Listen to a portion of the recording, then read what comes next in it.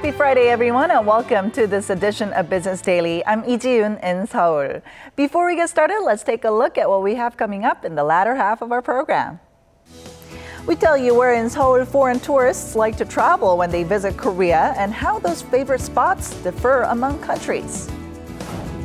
We're seeing a surge in sales of imported beef as meat lovers here in Korea are turning to other options instead of the country's homegrown Hanwoo. Korea's trade value this year is poised to record the lowest in 5 years on slowed exports and imports prompted by a lagging global economy and a prolonged slump in oil prices. Korea Customs Service said that the country's trade dropped by 10% on year in the first half to $491 billion. Exports declined by 5% and imports plunged by 15.6%. In terms of biannual records, these are the worst figures seen following the second half of 2010. And experts fear that if things don't pick up in the second half, Korea could stand a step back from its goal of reaching an annual trade value of $1 trillion. Projections that Korea may carry out an additional cut in its already record low key interest rate are slowly emerging.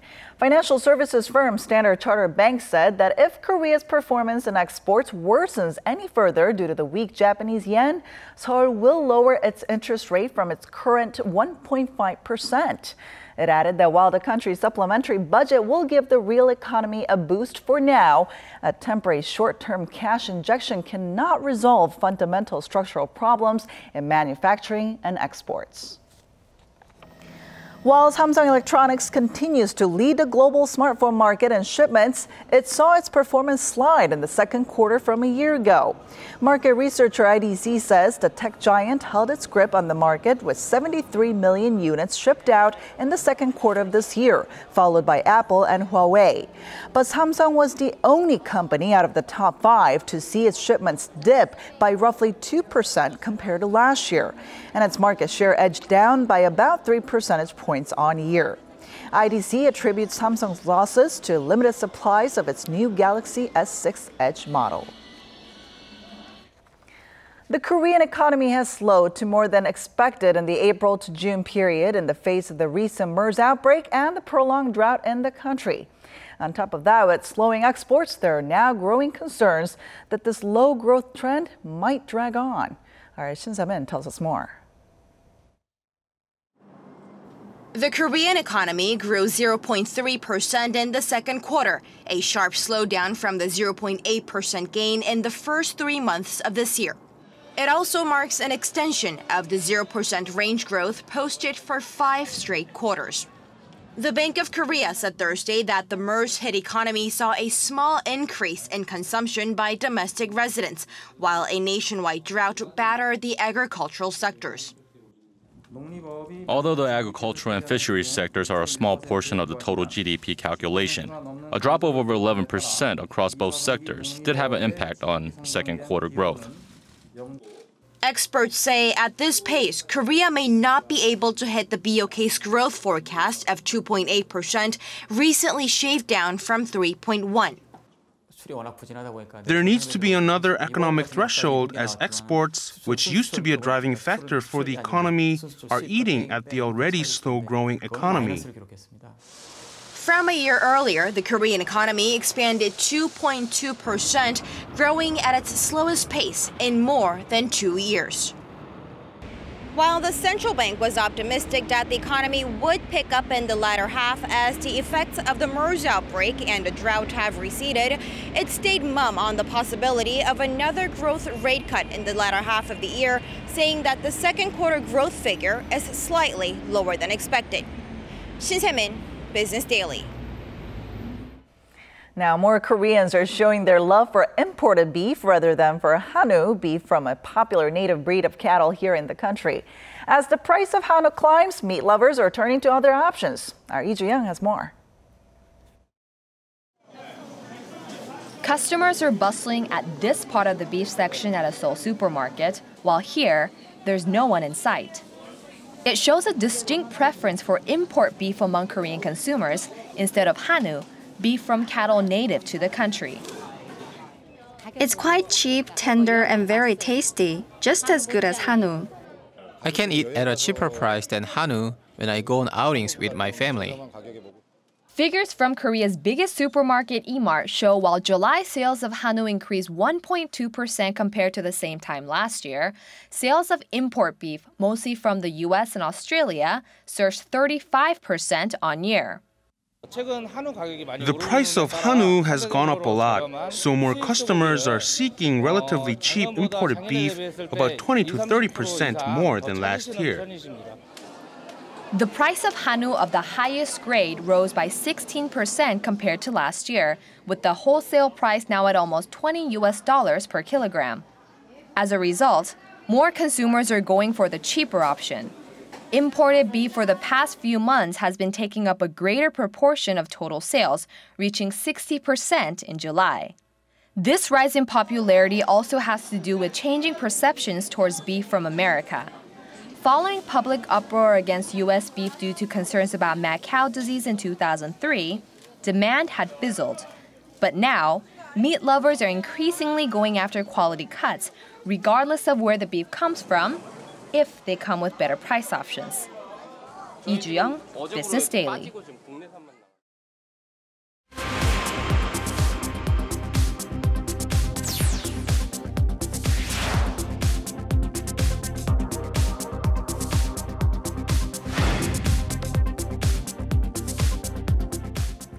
Last Friday, we told you about Koreans gearing up for summer vacation plans. And this week, we take a look at where foreign visitors are headed as they make their way back to Korea amid easing MERS fears. Our Eunice Kim has that story for us. Hello there, Eunice. Hello, Ji-yoon. You know, last year, Seoul did a massive survey on some 10,000 visitors to Seoul on where they think is their top destination.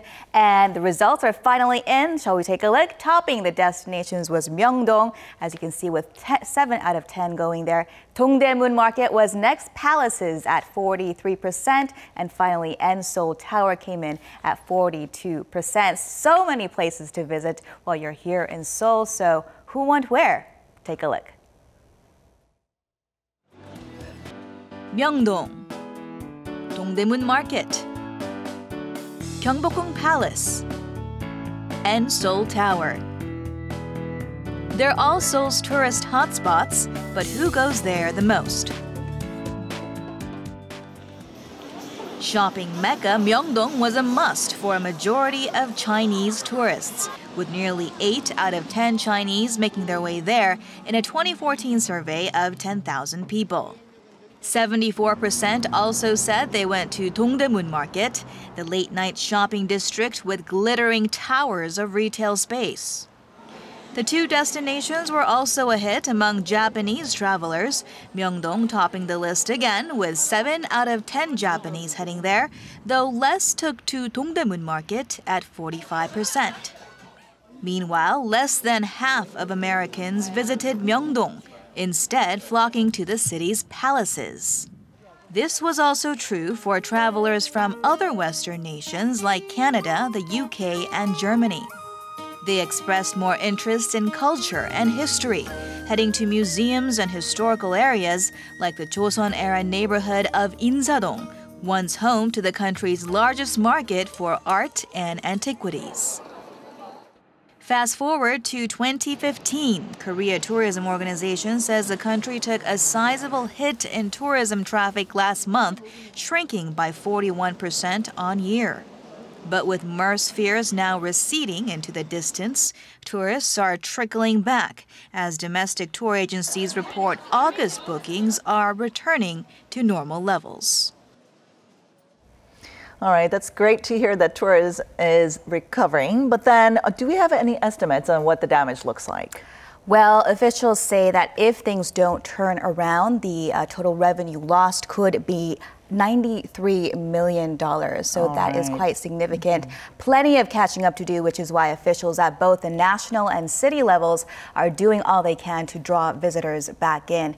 Tourism body KTO released June figures on Tuesday that shows Korea lost another 520,000 visitors compared to the same month last year. We also saw a significant decrease in visitors from Hong Kong, as you can see there, and also Taiwan, 75 and 76% respectively. And this is because their governments had issued travel advisory warnings with, of course, the memory of SARS epidemic still very much vivid.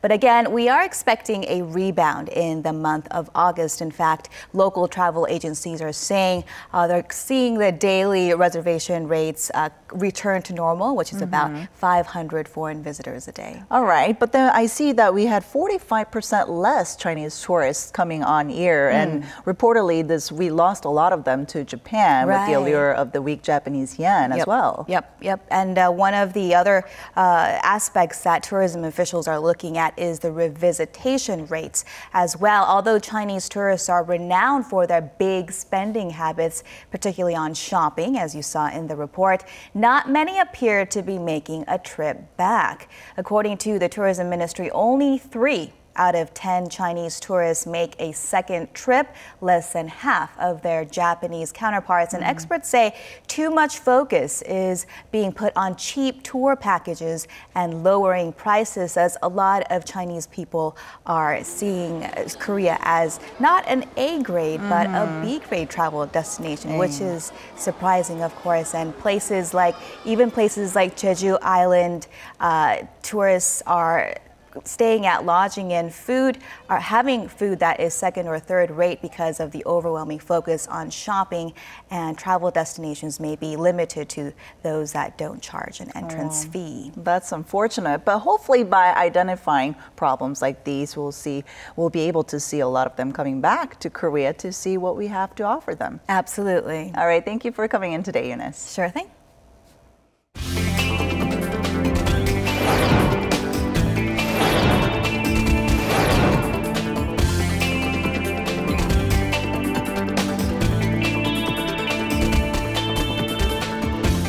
All right, that does it for now. And before we wrap up, a change in time for us on Business Daily. Starting Monday, we'll be coming to you live from Seoul at 4 p.m. Korea time, 7 a.m. GMT, and 12:30 p.m. in New Delhi. This is to bring you more up-to-date coverage of domestic business news, so don't forget to tune in then. And as always, thanks for watching and have a great weekend, everyone.